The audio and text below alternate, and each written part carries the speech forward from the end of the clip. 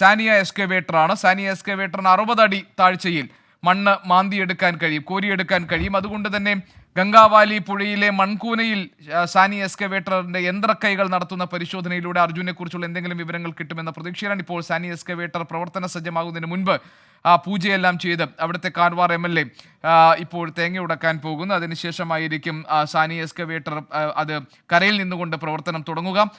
മണ്ണ് വാരി എടുക്കുന്നതും അവിടെ നിന്ന് ഈ ലോഹം, അതായത് ലോറിയുടെ ലോഹഭാഗങ്ങൾ ഉണ്ടെങ്കിൽ അത് കണ്ടെത്താനും ഈ സാനി എക്സ്കവേറ്ററിന്റെ പ്രവർത്തനം കൊണ്ട് കഴിയും എന്ന പ്രതീക്ഷയിലാണ് ഇപ്പോഴുള്ളത്. ഞങ്ങളുടെ പ്രതിനിധി ഷഫീദ് റാവുത്തർ വിവരങ്ങൾ നൽകാൻ നമ്മളോടൊപ്പം ചേരുന്നുണ്ട്. ഷഫീദ്, ഇപ്പോൾ പൂജയൊക്കെ നടത്തിയ ശേഷം സാനി എക്സ്കവേറ്റർ കരയിൽ നിന്നായിരിക്കുമല്ലോ പ്രവർത്തനം തുടങ്ങുക. എപ്പോഴായിരിക്കും സാനി എക്സ്കവേറ്ററിന്റെ പ്രവർത്തനം ആരംഭിക്കുക?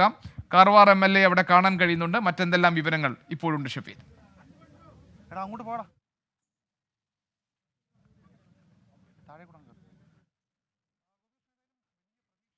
എന്നുള്ള കാര്യത്തിൽ തർക്കമില്ല. കാരണം ഈ കർണാടക സർക്കാരാണ്, കർണാടക MLA ആണ് ഇതുമായി ബന്ധപ്പെട്ട് ഈ പൂജ അടക്കമുള്ള കാര്യങ്ങൾ ഇപ്പോൾ ചെയ്യുന്നത്. നമുക്ക് നമ്മുടെ അർജുനെ കണ്ടെത്താൻ വേണ്ടിയിട്ടുള്ള അവസാന പ്രതീക്ഷകളിലൊന്ന്, ആ പ്രതീക്ഷയിൽ പൂജയടക്കമുള്ള കാര്യങ്ങൾ ചെയ്താണ് ഈ സാനി എക്സ്കവേറ്റർ അപകട മേഖലയിലേക്ക് കടക്കുന്നത്. അല്പസമയത്തിനുള്ളിൽ അപകട മേഖലയിലേക്ക് സാനി എക്സ്കവേറ്റർ എത്തി ഈ തിരച്ചിലടക്കമുള്ള കാര്യങ്ങൾ തുടങ്ങും എന്നുള്ളതാണ് നമുക്ക് നിലവിൽ ലഭിക്കുന്ന സൂചന. അതിൻ്റെ മുന്നോടിയായിട്ടാണ് ഇപ്പോൾ ഈ പൂജ ഇവിടെ നടക്കുന്നത്. ഇത് ശിരൂരിലെ അപകട മേഖലയ്ക്ക് തൊട്ട് മുൻപ്, ഒരു 500 മീറ്റർ തൊട്ട് മുൻപ് ഇവിടെ പോലീസ് ബാരിക്കേഡ് വെച്ച് തടഞ്ഞിരുന്നു. അവിടെയാണ് ഇപ്പോൾ സാനി എക്സ്കവേറ്റർ എത്തിച്ചിട്ടുള്ളത്.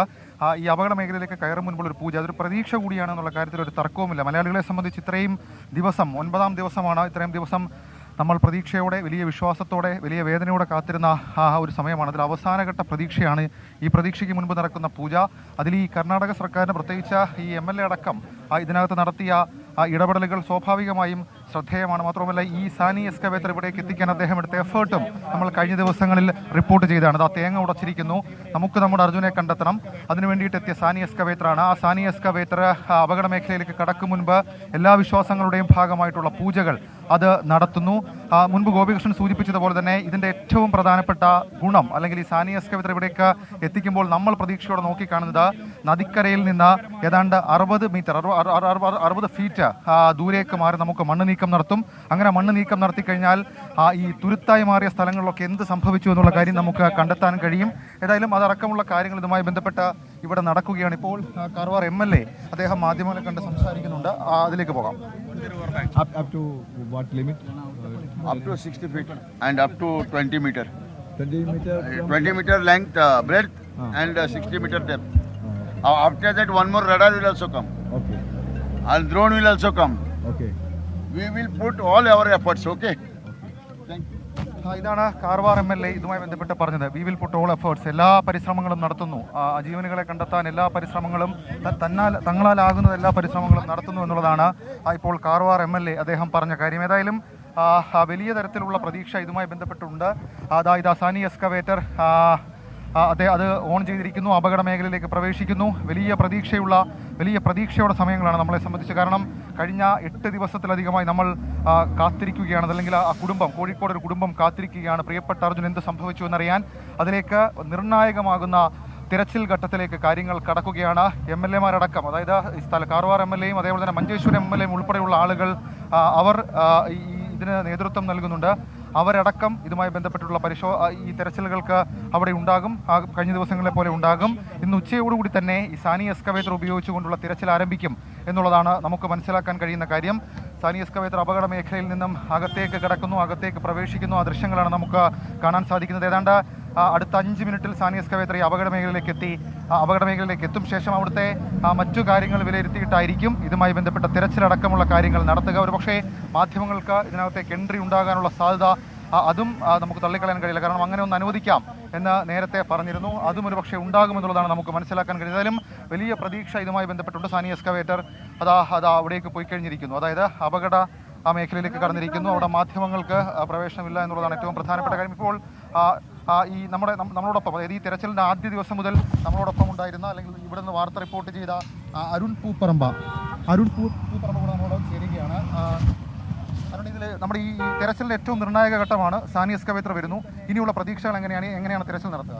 തീർച്ചയായിട്ടും അത് വളരെ നിർണായകമാണ്. കാരണം നമുക്കറിയാം ഈ ഗംഗാവലി പുഴയുടെ ഒരു സ്ഥിതി നിലവിൽ ആ അപകട സ്ഥലത്ത് നിന്നും ഒരു 30-40 മീറ്റർ മാറി വലിയൊരു മൺകൂമ്പാരമാണ്. അവിടെ തെരച്ചിൽ നടത്തുക. അവിടെയാണ് 2 സിഗ്നലുകൾ, പ്രധാനപ്പെട്ട നേവിയുടെ സോണാർ പരിശോധന സിഗ്നലും അതോടൊപ്പം തന്നെ കരസേന റഡാർ പരിശോധന സിഗ്നലും ലഭിച്ചത്. അവിടെ ഈ മണ്ണ് നീക്കം ചെയ്ത് അല്ലെങ്കിൽ മണ്ണിന്റെ അടിത്തട്ടിലുള്ള സാന്നിധ്യം കണ്ടെത്തണമെങ്കിൽ ഇത്തരത്തിൽ അത്യാധുനിക സംവിധാനം ആവശ്യമാണ്. അതിനുവേണ്ടിയാണ് നിലവിൽ ഇത് എത്തിച്ചിട്ടുള്ളത്. ഇത് അവിടെ എത്തിക്കഴിഞ്ഞാൽ ഏറെ താമസമില്ലാതെ തന്നെ ഇത് പ്രവർത്തിച്ചു തുടങ്ങാൻ സാധിക്കുമെന്നാണ്. കരയിൽ നിന്ന് തന്നെ ഇത് ഈ മണ്ണിലേക്ക് താഴ്ത്തി ഇത് നീക്കം ചെയ്തുകൊണ്ടുള്ള ഇതിന് തുറന്നുകൊണ്ടുള്ള ഇത് പരിശോധന നടത്താൻ സാധിക്കുമെന്നാണ് ഇതിൻ്റെ ഏറ്റവും പ്രധാനപ്പെട്ട ഒരു പ്രത്യേകത. അതുകൊണ്ട് തന്നെ ഇനിയുള്ള മണിക്കൂറുകൾ ഏറെ നിർണായകമാണ്. 60 അടി താഴ്ചയിൽ പോകുന്ന സാന്നിധ്യം കണ്ടെത്താൻ കഴിയുന്ന അത്യാധുനിക സംവിധാനമാണ്. ഇനിയിപ്പോൾ അത് അവിടെ എത്തിയാൽ അതിൻ്റെ പരിശോധന ആരംഭിക്കും. ഇനിയുള്ള മണിക്കൂർ നമുക്കൊരു ശുഭകരമായിട്ടുള്ള എന്തെങ്കിലും ഒരു വാർത്ത ലഭിക്കുമെന്ന് തന്നെ നമുക്ക് പ്രതീക്ഷിക്കാം. ഏതായാലും അരുണാണ് ഈ രക്ഷാപ്രവർത്തനം ആദ്യ ദിവസം മുതൽ അതല്ലെങ്കിൽ ഇതുമായി ബന്ധപ്പെട്ട തെരച്ചിലിൻ്റെ ആദ്യ ദിവസം മുതൽ ഇക്കാര്യങ്ങൾ അറിഞ്ഞത്. ഇപ്പോൾ മാധ്യമങ്ങൾക്ക് അങ്ങോട്ടേക്ക് പ്രവേശനമുണ്ട്. അല്പസമയത്തുള്ളിൽ നമുക്ക് അങ്ങോട്ടേക്ക് പോകാൻ കഴിയും. അങ്ങനെയാണെങ്കിൽ അവിടെ നിന്നുള്ള തത്സമയ വിവരങ്ങൾ, അതായത് ഈ സാനി എക്സ്കവേറ്റർ ഉപയോഗിച്ചുള്ള തെരച്ചിലിൻ്റെ ഏറ്റവും പ്രധാനപ്പെട്ട വിവരങ്ങൾ നമുക്ക് ലഭിക്കുമെന്നുള്ള കാര്യത്തിൽ തർക്കമില്ല. ആ രീതിയിൽ കൂടി കാര്യങ്ങൾ പുരോഗമിക്കുകയാണ്. സുരക്ഷാ പ്രശ്നങ്ങൾ, സേഫ്റ്റി മെഷേഴ്സ് മുന്നിൽ കണ്ടുകൊണ്ടുള്ള സുരക്ഷാ ക്രമീകരണങ്ങൾ എന്നുള്ളതായിരുന്നു ഇതുമായി ബന്ധപ്പെട്ട വിശദീകരണം. പക്ഷേ ഇപ്പോൾ മാധ്യമങ്ങൾക്ക് അങ്ങോട്ടേക്ക് ഒരു പ്രവേശനം അനുവദിക്കാമെന്ന് ഈ കാർവാർ MLA ഉൾപ്പെടെയുള്ള ആളുകൾ ഇതുമായി ബന്ധപ്പെട്ട് സംസാരിച്ചിരുന്നു. അങ്ങനെ ഒരു നീക്കത്തിലേക്ക് കടന്നാൽ നമുക്ക് ഈ സാനി എക്സ്കവേറ്റർ ഉപയോഗിച്ചുകൊണ്ടുള്ള തിരച്ചിൽ അത് നമ്മളെ സംബന്ധിച്ച് നിർണായകമാണ്. ശരി ഷഫീദ്, ഇപ്പോൾ പറഞ്ഞതുപോലെ തന്നെ ഈ കാർവാർ MLA പ്രതീക്ഷ പ്രകടിപ്പിച്ചതുപോലെ തന്നെ നിർണായകമായ തിരച്ചിലിന്റെ ഘട്ടമാണ് ഈ 9ാം ദിനത്തിൽ നടക്കാൻ പോകുന്നത്.